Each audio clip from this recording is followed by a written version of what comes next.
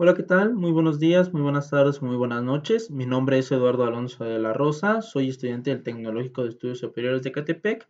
Estoy adscrito a la División de Ingeniería y Sistemas Computacionales y esto es un trabajo de la materia de Fundamentos de Bases de Datos impartida por la profesora Estela Martínez Cruz.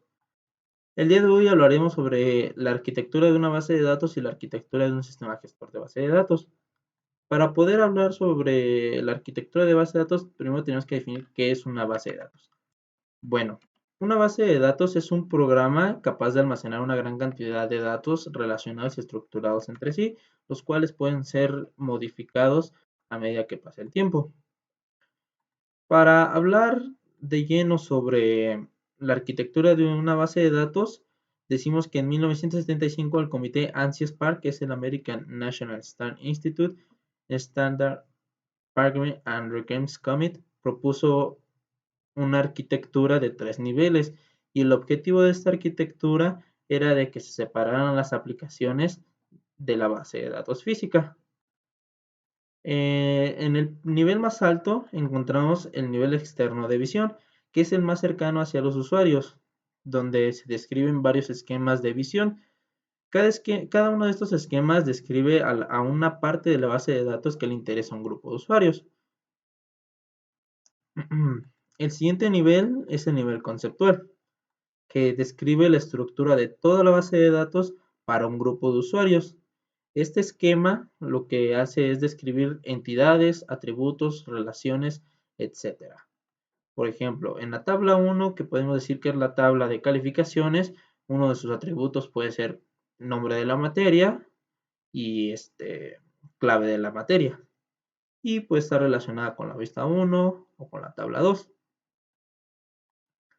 Posteriormente encontramos el nivel interno físico, que este es el más cercano al almacenamiento físico. Esto quiere decir que aquí nos muestra el cómo se almacena cada uno de los datos, vaya, en el disco. Por ejemplo, la tabla 1 puede estar almacenada una parte en disco 1 y una parte en disco 2.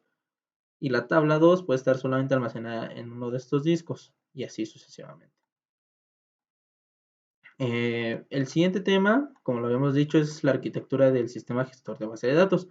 Un sistema gestor de base de datos es un programa o un sistema que nos permite la creación, gestión y administración de los datos. Entre estos programas se encuentran MySQL, SQL Server, PostgreSQL, SQLite, Mongo, Oracle, entre muchos otros.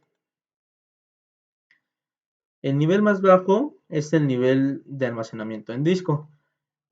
Aquí encontramos lo que son los índices, los diccionarios de datos y los datos estadísticos. Bueno, eh, el diccionario de datos es el que contiene información sobre los datos y es un tipo especial de tabla, el cual solo tiene acceso al sistema de bases de datos y no los usuarios. Los índices son los que se utilizan para buscar más rápidamente un registro y los datos estadísticos son simplemente archivos los cuales son almacenados en disco. Posteriormente encontramos el nivel de gestor de almacenamiento, el cual está conformado por un gestor de memoria intermedia, gestor de transacciones, gestor de archivos, gestor de autorización e integridad. El gestor de memoria intermedia es el que atiende solicitudes de consultas que involucran una información guardada en disco. El gestor de transacciones es el que gestiona la ejecución de transacciones o subtracción que acceden a los datos almacenados. El gestor de archivos gestiona la asignación de espacio almacenado en disco y el gestor de autorizaciones e integridad comprueba que se satisfagan las restricciones e integridad y autorización de los usuarios para tener acceso a los datos.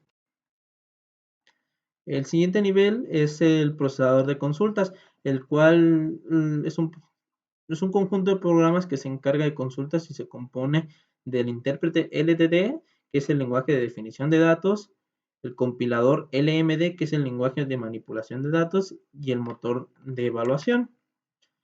El motor de evaluación es el que ejecuta las instrucciones de bajo nivel que le pasa el compilador del lenguaje de manipulación de datos. Como siguiente nivel y último están los usuarios. Entre los usuarios destacamos los usuarios normales, programadores de aplicación, usuarios sofisticados y los administradores de bases de datos. Los usuarios normales son aquellos usuarios que no requieren una preparación especializada en bases de datos y son los que utilizan las aplicaciones o programas que les ayudan a modificar estos datos. Los programadores de aplicación son, vaya, los que desarrollan programas móviles, de programas web o de escritorio. Y estos son los que se relacionan a la base de datos, pero no tienen manipulación sobre ella. Posteriormente encontramos a los usuarios sofisticados, que son los que utilizan la base de datos a través de consultas escritas en lenguaje de manipulación de consultas. Y por último encontramos a los administradores de bases de datos, cuyas funciones son crear un esquema de bases de datos, es decir, su diseño lógico, definir la estructura y su método de acceso, modificar el esquema y su organización física, autorizar el acceso a las bases de datos y por último dan mantenimiento de rutina a la base de datos, verificando también que exista suficiente espacio en ella y supervisan el rendimiento del sistema. También dentro de sus funciones se encuentra que realizan copias o respaldos sobre los datos que están almacenados en esta estructura o en esta base de datos. Toda esta información se consultó de los libros de los sistemas de bases de datos, fundamentos de bases de datos y sistemas gestores de bases de datos. Esto fue todo, espero les haya gustado la presentación y nos vemos hasta la próxima.